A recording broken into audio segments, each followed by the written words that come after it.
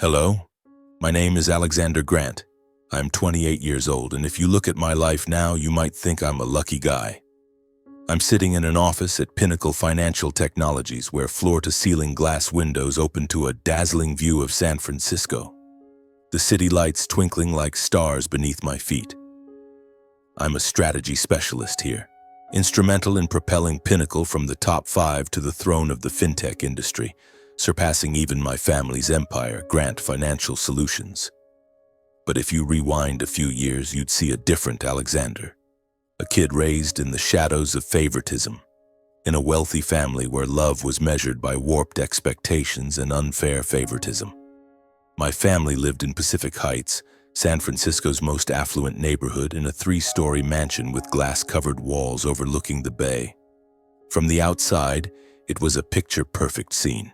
Lavish wine parties, Rolls-Royces parked in the garage, and my parents, Michael and Victoria Grant, the power couple behind Grant Financial Solutions, America's leading fintech company. But inside, things weren't as dazzling as the Swarovski chandelier hanging in the living room. I grew up alongside my twin brother, Isaac, and though we were identical, dark brown hair, deep blue eyes, crooked smiles when stressed, our parents saw us through entirely different lenses. Isaac was the light, the hope, the ideal heir. He had a silver tongue, a charming smile, and the ability to make everyone in the room turn their heads.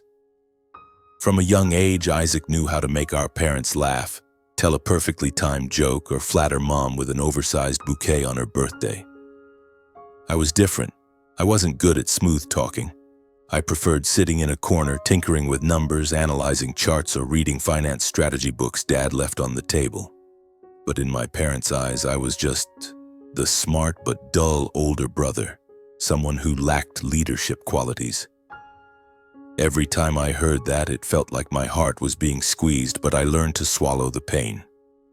I vividly remember a Christmas party when I was 15. The mansion was bathed in warm golden lights, the air filled with the scent of fresh pine and gingerbread cookies. Guests, CEOs, investors, partners of Grant Financial Solutions gathered in the living room, wine glasses sparkling in their hands. Dad pulled Isaac up to stand beside him, introducing him as the future star of the company. Isaac, in a bright red sweater and a confident smile, shared a story about convincing a classmate to invest in a mock stock, making the room erupt in laughter. I stood in the corner, holding a glass of apple cider, watching the scene unfold and feeling like an outsider. Mom glanced at me, offering a faint smile. "Alex, why don't you try saying something? Learn from your brother." I mumbled something about a market analysis I'd read, but she only nodded politely before turning away. Dad didn't even bother to look at me. The next day, Isaac received a limited edition Rolex from our parents for winning a school speech competition.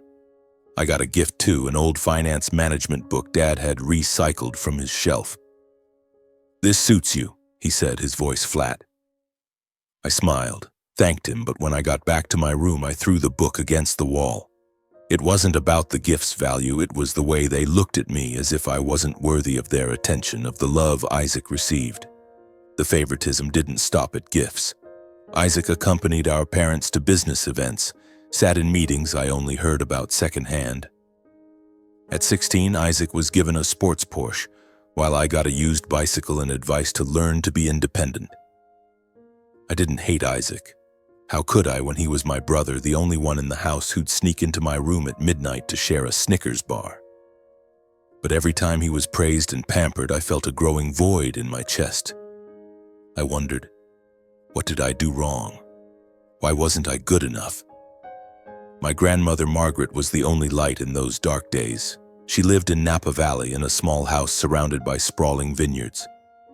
Every summer, Isaac and I were sent there, but while Isaac loved running around the garden or playing video games, I preferred sitting with Grandma, listening to her stories. She was a former financial journalist, a fierce woman who built a career in a man's world of suits and ties. "You're like me," she'd say, ruffling my hair. "Smart, patient, but not showy. The fire in you will burn bright, Alex, but it won't be because someone else lit it. You'll do it yourself." On those Napa afternoons, I'd sit on her porch listening to her tales of entrepreneurs who overcame adversity, from Henry Ford to Oprah Winfrey. She gave me books like The Intelligent Investor by Benjamin Graham, and we'd analyze investment strategies together. "People might not see your worth now," she'd say, her eyes blazing. "But real value doesn't need anyone's validation. It's in what you do when no one's watching." Her words were like a small flame smoldering within me, keeping me grounded through the years of being overlooked. In high school, I threw myself into business clubs where I could shine without being compared to Isaac.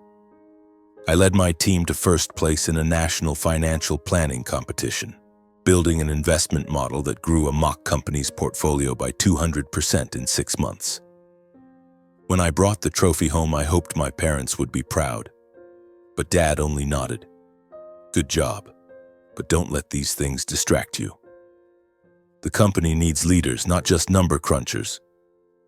Mom, busy reviewing Isaac's speech for a charity event, just said, "Put the trophy on the shelf, Alex, don't clutter the house." I started working part-time at a small fintech startup in San Francisco, where I learned basic coding and market data analysis. Every evening I'd bike home under the streetlights, drenched in sweat but filled with a strange joy. There, no one knew me as Isaac's older brother. They called me Alex, the guy who spotted a bug in the company's payment system, the one who suggested a process optimization that saved thousands of dollars. For the first time, I felt seen. But even that small spark wasn't enough to erase Isaac's shadow. One evening when I was 17, I overheard my parents talking in their study. The door was ajar and Dad's voice came through cold and clear. "Isaac is the future of Grant Financial Solutions. He has charisma, vision.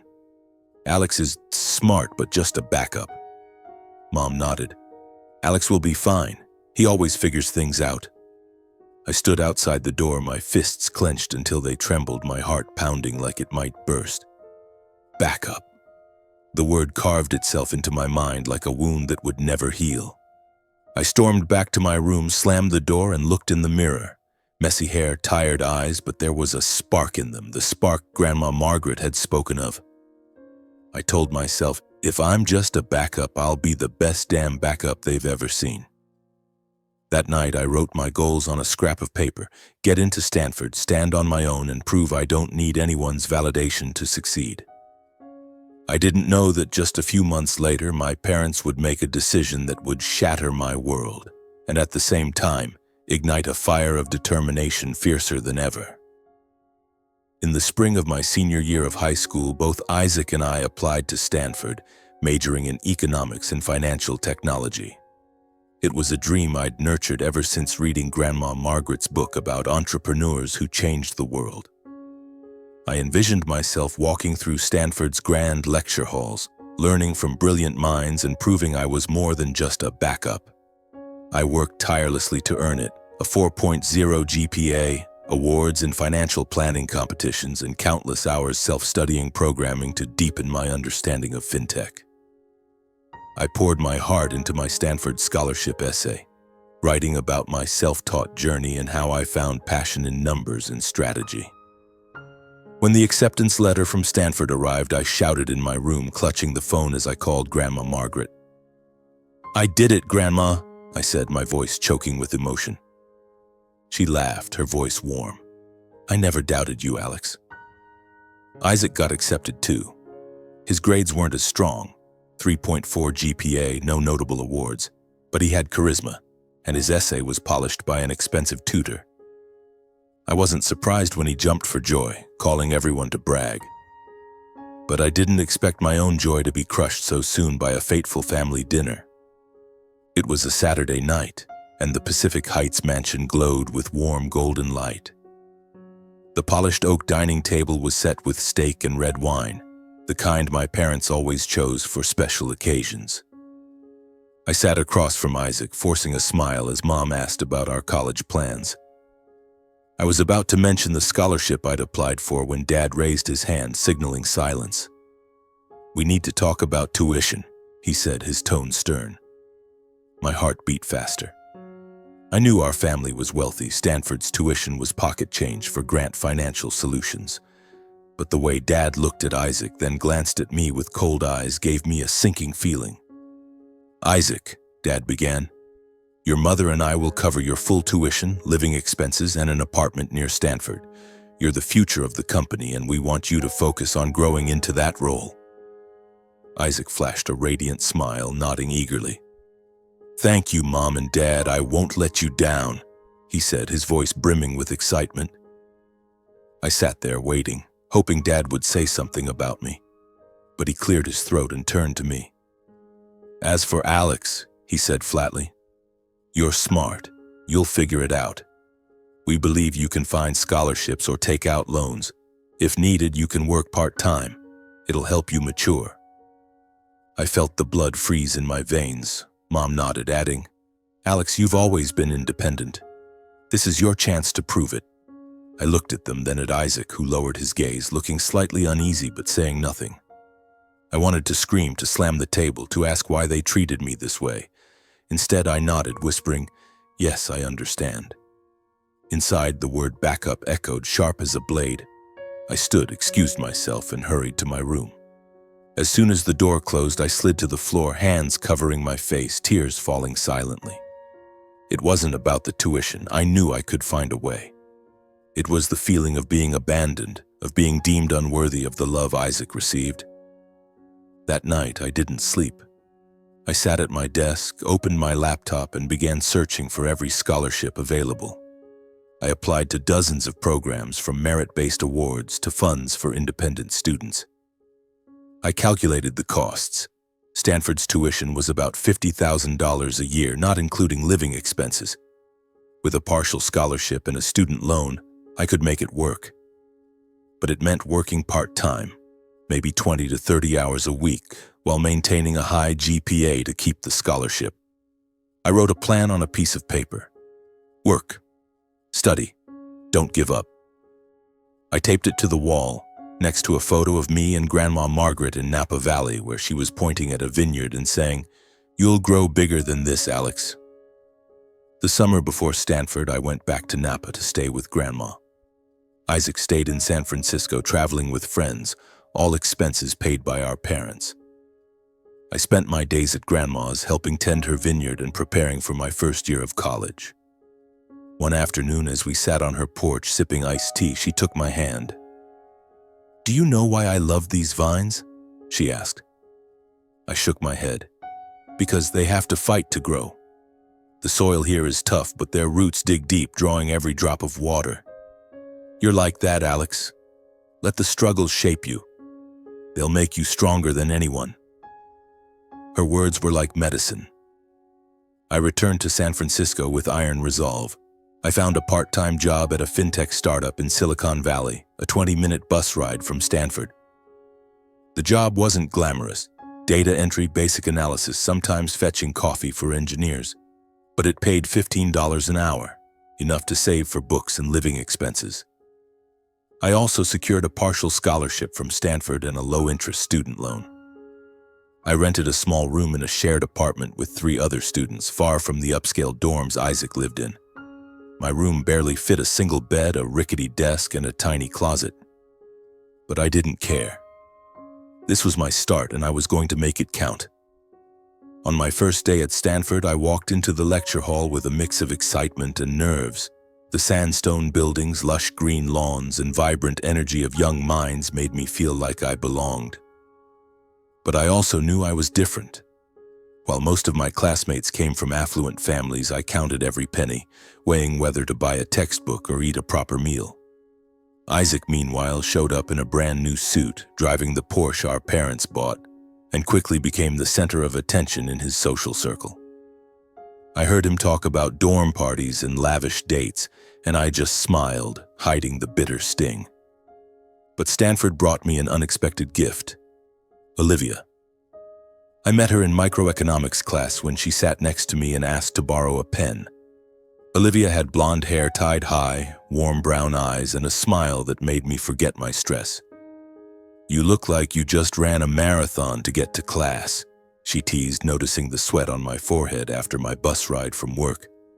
I laughed, telling her about my crazy schedule, and she listened without judgment. That day, we worked on a group project together, and I discovered Olivia wasn't just smart. She had a big heart. She grew up in a small town, got into Stanford on a scholarship, and knew what it was like to fight to survive. Olivia became my first friend at Stanford. We studied together, shared cheap cafeteria meals, and sometimes laughed about our big dreams. "You're going to do great things, Alex," she said one night as we sat on the campus lawn, staring at the starry sky. "I see it in how you work. It's like you've got a fire inside." I smiled, thinking of Grandma Margaret. Maybe they were right. Maybe that fire was burning and I wouldn't let anyone, not even my parents, put it out. Meanwhile, Isaac didn't seem to take studying seriously. He skipped classes, turned in late assignments, and spent most of his time partying. I overheard classmates whispering that Isaac only got into Stanford because of our parents' connections, and it made me both sad and angry. I didn't want him to fail, but I couldn't deny the quiet satisfaction of outperforming him on exams. I worked relentlessly, studying, working, paying off loans. Every night back in my tiny room, I looked at the paper on the wall. Work, study, don't give up. And I told myself this was just the beginning. Stanford was a battlefield, and I was a warrior without flashy armor. Every day was a race against time, mornings in class, afternoons at the startup, nights grinding through assignments until dawn. My shared room was a mess of textbooks, sticky notes plastered across the desk, and cold coffee cups next to my laptop. But I loved that rhythm. It made me feel alive, like I was fighting for something bigger than myself. Whenever exhaustion tempted me to give up, I thought of Grandma Margaret, of the pride in her eyes when I told her about my projects. And I thought of my parents, of how they called me backup. That word was like a needle piercing my pride, but instead of breaking me, it pushed me forward. The blockchain and financial risk management class was where I truly shone. Professor David Chen, a wiry man with sharp eyes, stood at the lectern talking about how technology could reshape finance. I sat in the front row, scribbling notes furiously, my heart racing every time he posed a question. Once he asked the class to analyze the risks of a decentralized trading platform. I worked for 3 sleepless nights building a predictive model based on real data from the startup where I worked. When I presented it to the class, the room fell silent. Professor Chen nodded, the corner of his mouth twitching upward. "Mr. Grant, this is outstanding work. I'd like to meet with you after class." That meeting changed everything. Professor Chen became my mentor. He didn't just teach me about finance, but about strategic thinking, about seeing failure as a lesson.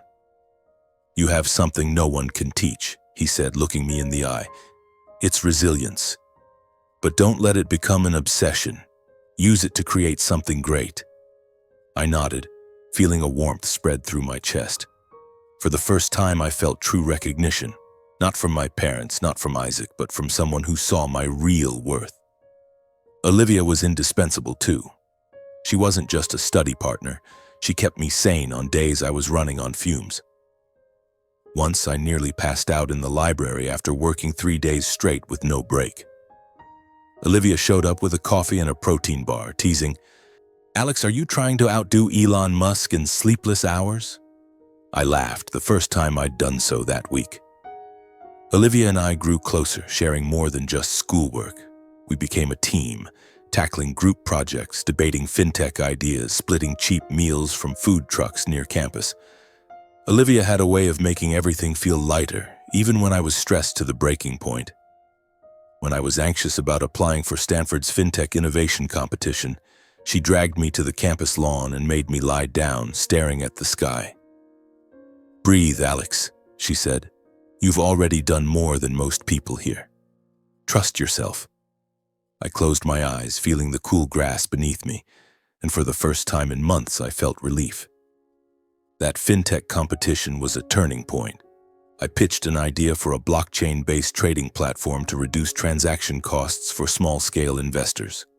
I worked day and night coding, building models, and getting Olivia's help to polish the presentation. After months of preparation and execution, I won first place.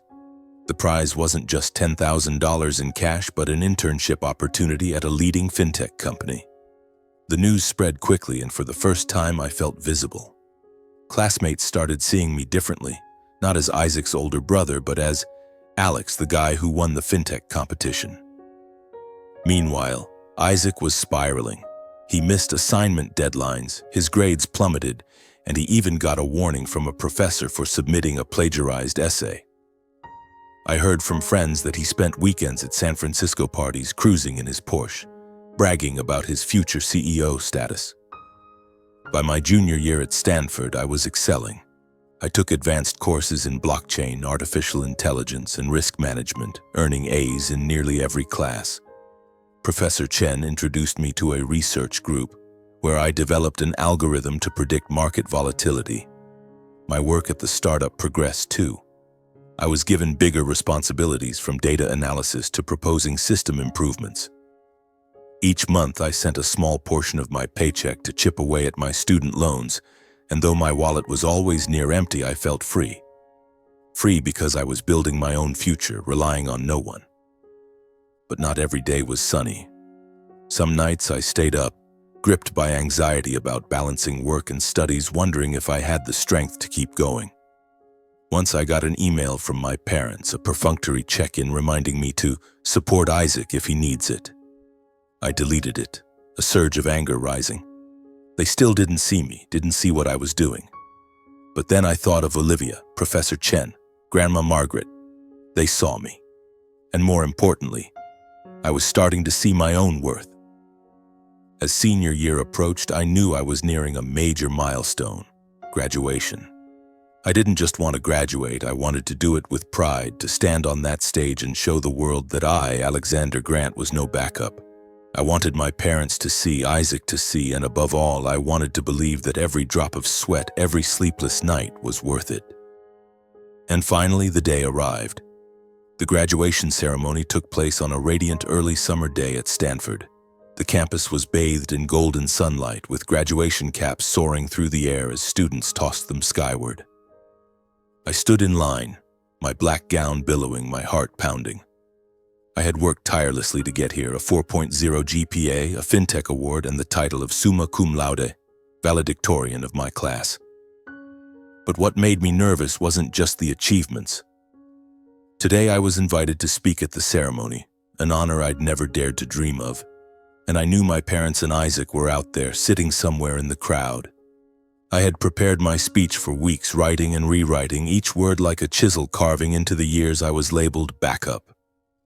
Olivia helped me rehearse, sitting in my tiny room listening and offering feedback. "You have to speak your truth, Alex," she said, her eyes shining. "Not for revenge, but to tell your story, to show them who you are." I nodded, but deep down I knew this speech wasn't just my story. It was a declaration that I had surpassed the limits others set for me. As I stepped onto the stage, the weight of thousands of eyes fell on me. The university's cameras zoomed in, my image magnified on the large screen in my graduation gown. I took a deep breath, scanning the audience.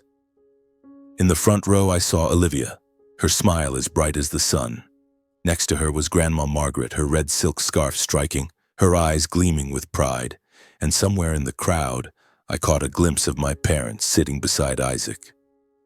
Dad sat ramrod straight, his face stern. Mom was adjusting her shawl, perhaps to hide her tension.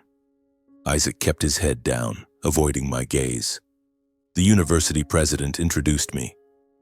Alexander Grant, valedictorian of this class, who funded his own education and achieved extraordinary success in fintech. The audience applauded, but I caught whispers from my parents' direction.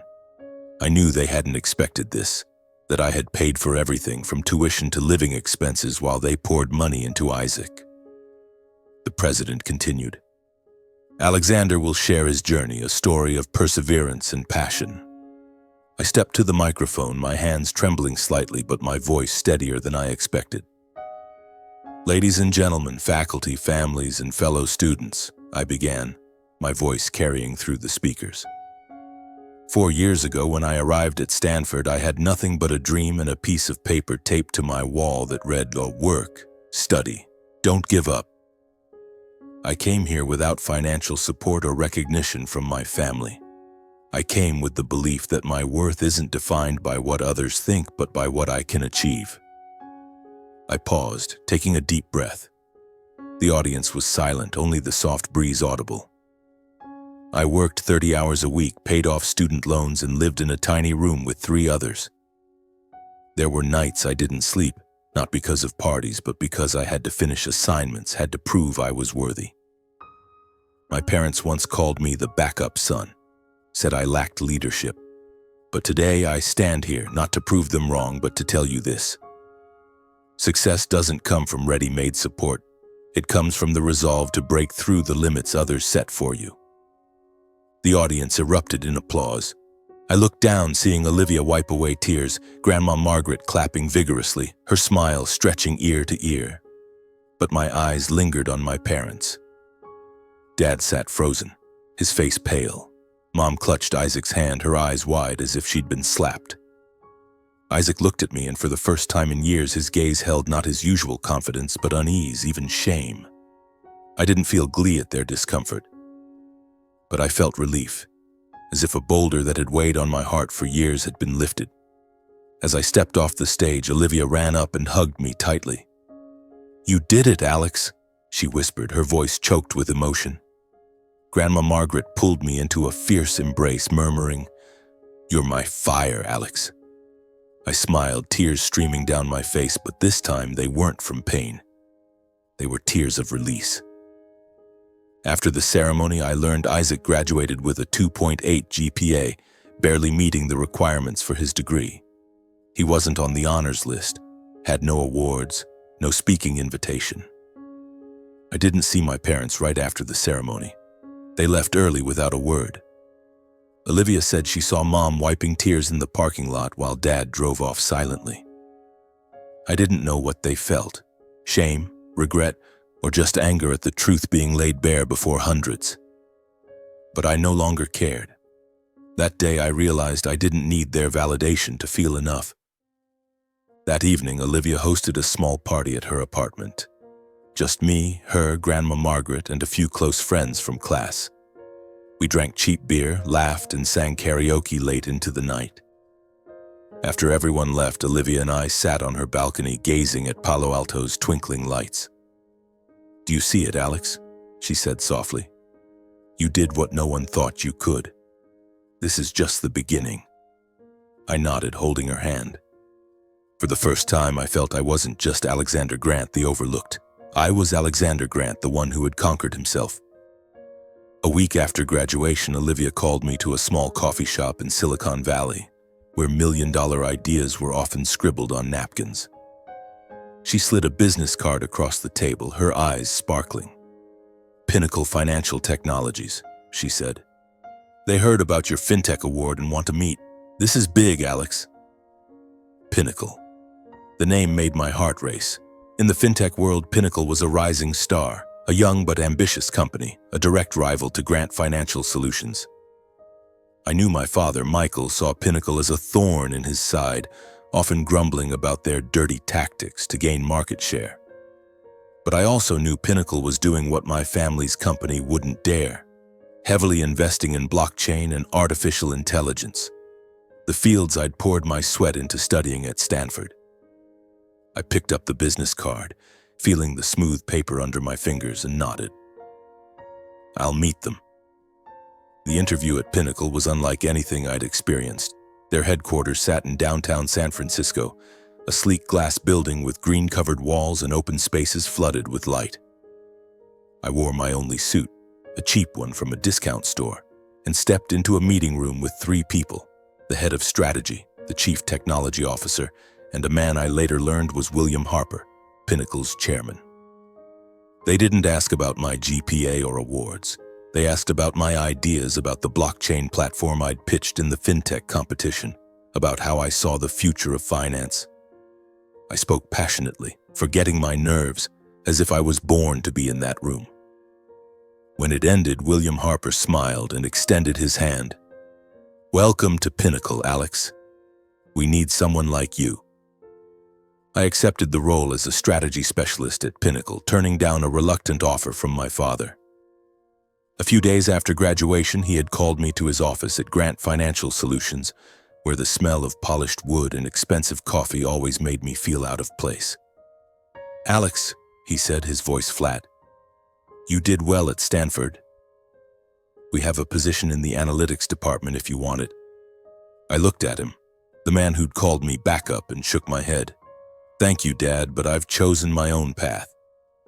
He frowned as if he couldn't fathom why I'd reject his favor. But I didn't need his pity anymore. I'd found where I belonged. My early days at Pinnacle were an adrenaline whirlwind. I worked with some of Silicon Valley's brightest minds, people who didn't care where I came from, only what I could bring. I was tasked with developing a new blockchain trading platform, building on my thesis idea. Each day I sat in an office with 3 computer monitors, coding, analyzing data, and debating with engineers on system optimization. I worked late, but not out of pressure. I worked because I loved it. The thrill of knowing every line of code, every decision could change how millions traded finances. Within 18 months, Pinnacle's blockchain platform launched and became a phenomenon. It slashed transaction costs to unprecedented lows, attracting millions of users, from individual investors to major funds.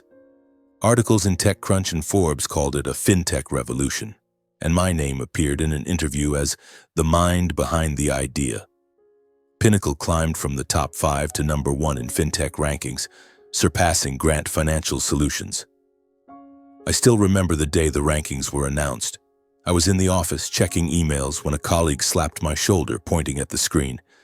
"Alex, you see this? We beat Grant." I stared at the numbers, my heart pounding. Grant Financial Solutions, the company my parents built, the one they believed Isaac would inherit, was now number 2.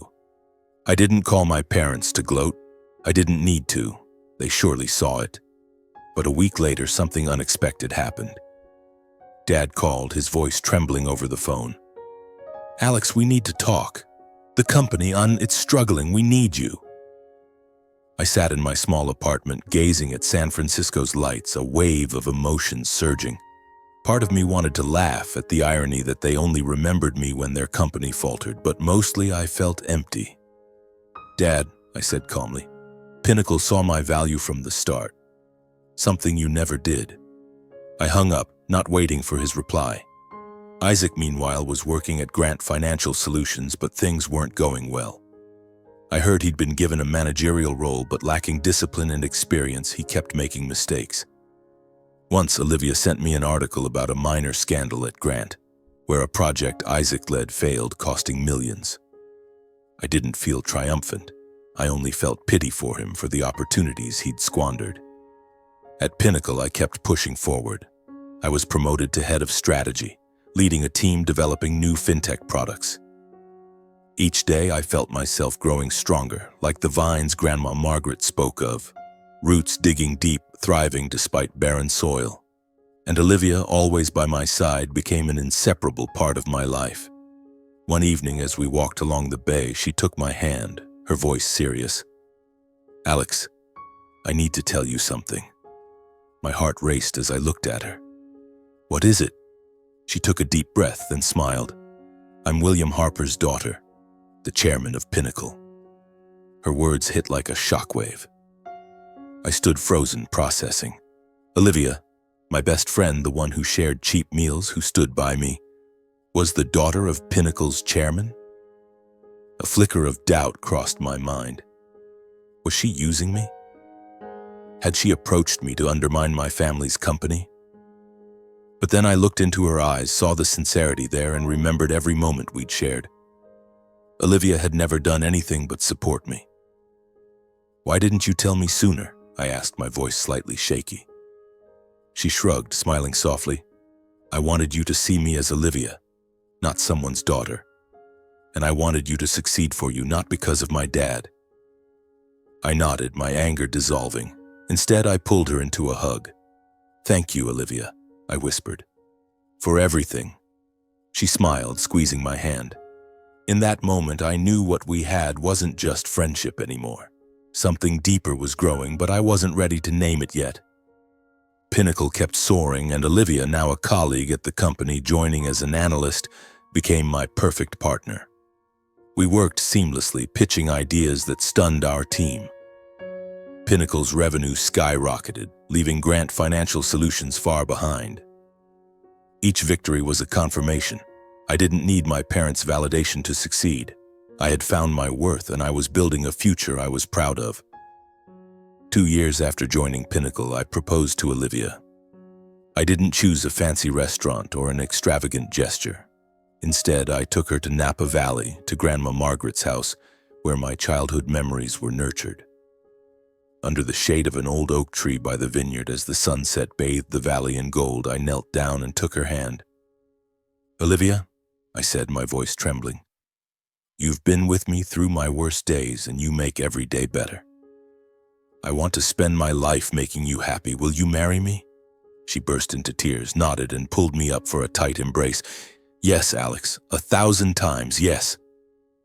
Our wedding took place in Napa, in a stunning vineyard with lush green vines and ripe grape clusters. It was a summer afternoon, the sunlight filtering softly through the trees, casting shimmering patterns on the ground. Olivia wore a simple white wedding dress, her blonde hair flowing freely, beautiful like a dream. I stood there in a tailored suit, the first time I'd splurged on something so luxurious, feeling my heart might burst with happiness. Grandma Margaret, with her signature red silk scarf, sat in the front row wiping tears. William Harper, Olivia's father, clapped me on the shoulder before the ceremony, his voice warm. "You're a good man, Alex. I'm proud to have you as my son-in-law." Professor Chen was there too, offering a rare smile and saying, "You've come a long way, Alexander." I sent invitations to my parents and Isaac, though I wasn't sure they'd come. Part of me hoped they would, not to boast, but to see who I'd become. But as the ceremony began, I didn't see them. Olivia squeezed my hand, whispering, "Don't worry, Alex. Today is about us." I nodded, focusing on her, on this moment. As we exchanged vows, I looked into Olivia's eyes and saw my whole world, a world where I was no longer backup, but loved and valued. The reception was an outdoor feast, with long tables draped in white, lanterns hanging above, and soft jazz music floating through the air. We cut the cake, danced our first dance under the stars, and laughed with friends from Pinnacle. Grandma Margaret shared stories of my childhood, making everyone roar with laughter. William Harper raised a toast, calling me the man who helped make Pinnacle #1. I looked around, seeing the faces of those who cared, Olivia, Grandma Margaret, Professor Chen, my Pinnacle colleagues, and realized this was my true family. Not the one I was born into, but the one I chose. That moment wasn't just about love, it was a declaration. I had surpassed my family's company not just by pushing Pinnacle to the top, but by building a life on my own terms. Olivia being William Harper's daughter only added irony to the story. I hadn't just beaten Grant Financial Solutions in the market, I'd become part of their biggest rival's family, but it wasn't revenge.